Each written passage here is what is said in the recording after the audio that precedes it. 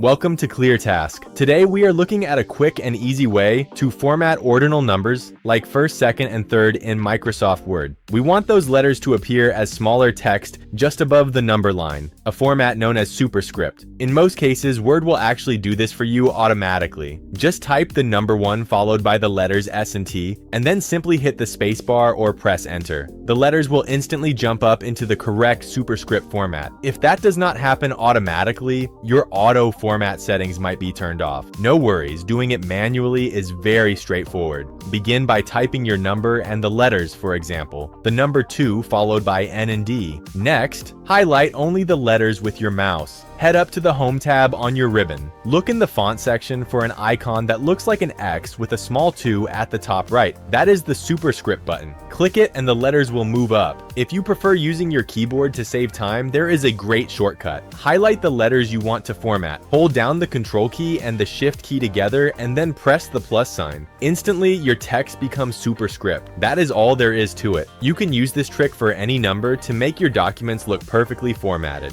If this quick tip helped you out, please like the video and subscribe to ClearTask for more simple, direct software tutorials. Thanks for watching and see you in the next one.